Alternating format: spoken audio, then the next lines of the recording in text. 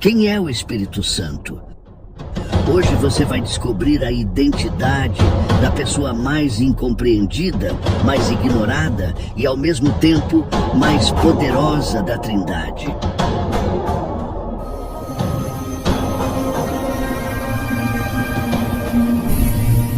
E o que vou te contar agora pode mudar completamente a forma como você vive sua fé. Quando você pensa em Deus, você pensa no Pai lá no céu, certo? Quando pensa em Jesus, você consegue visualizar um homem que andou na terra, que abraçou pessoas, que contou histórias, que morreu na cruz. Mas e o Espírito Santo? A maioria das pessoas responde algo tipo, é uma pomba, ou é tipo uma força, ou ainda pior, não faço ideia. E sabe qual é o problema disso?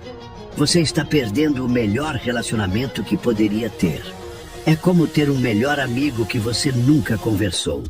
Como ter um superpoder que você nunca usou. Hoje eu vou te apresentar alguém.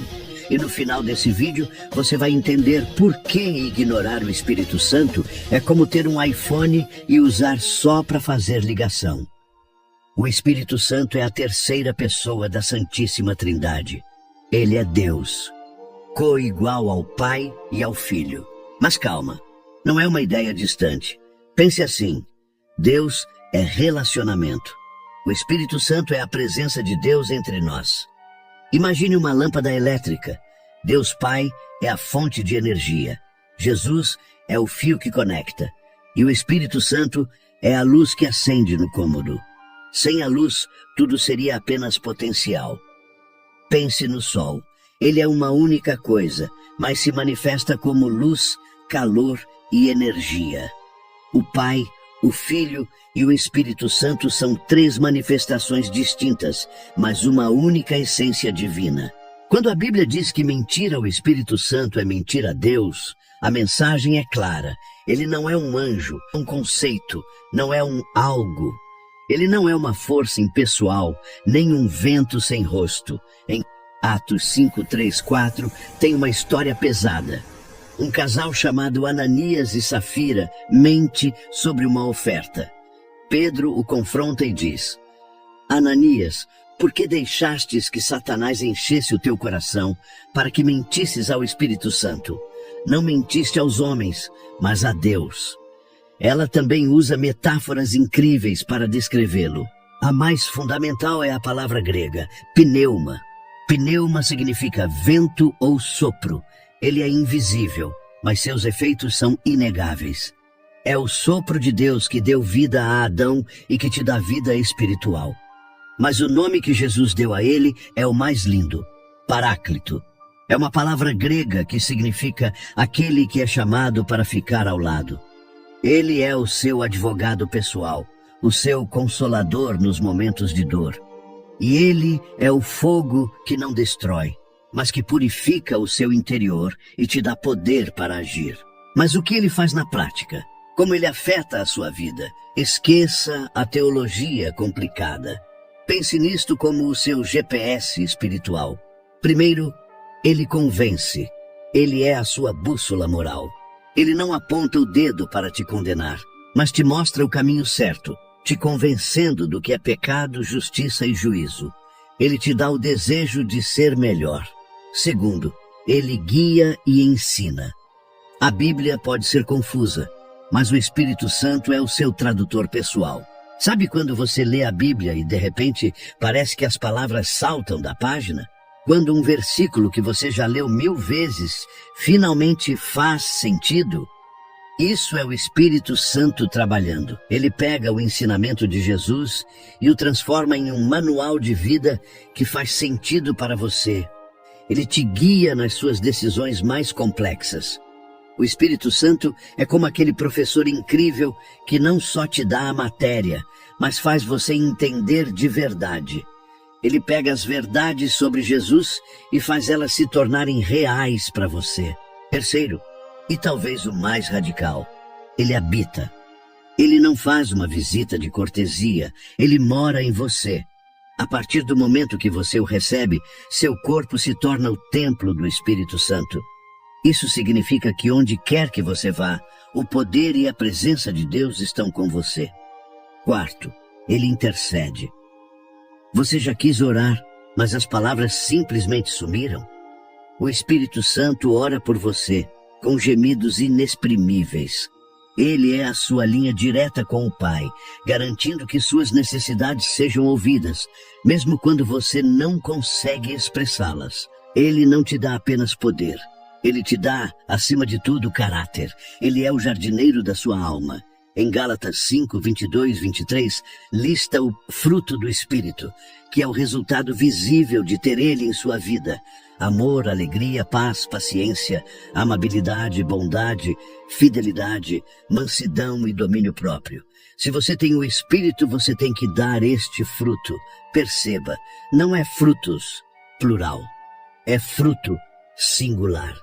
É um pacote completo que o Espírito produz em você quando você deixa ele trabalhar. É tipo plantar uma semente de macieira. Você não precisa fabricar as maçãs. Você só precisa regar, cuidar e deixar a árvore fazer o que ela foi criada para fazer. E por fim, a capacitação, os dons espirituais. Ele te dá superpoderes espirituais. Não para você se exibir, mas para servir e edificar o próximo. Seja operar em dons espirituais, profecias, curas, línguas, interpretação, ensino, discernir entre verdade e mentira, consolar alguém com as palavras certas. Ele te equipa para a missão.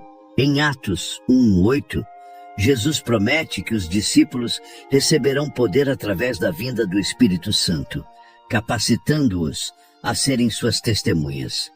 Como você pode conhecer o Espírito Santo pessoalmente?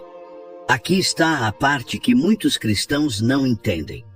Você pode ter o Espírito Santo morando em você, sem ter um relacionamento com ele. É tipo ter um companheiro de quarto que você ignora completamente. Ele mora lá, mas vocês não conversam. Então, como você desenvolve esse relacionamento? Passo 1. Reconheça que você precisa dele. Pare de tentar ser cristão na sua própria força. Admita, eu não consigo fazer isso sozinho. Eu preciso de você. Passo 2. Convide ele para agir. Simples assim. De manhã, antes de sair da cama, diga: Espírito Santo, eu te dou permissão para trabalhar em mim hoje. Me guia, me transforma, me usa. Passo 3. Preste atenção nele. O Espírito Santo fala, mas ele não grita. Ele sussurra. Aprenda a reconhecer.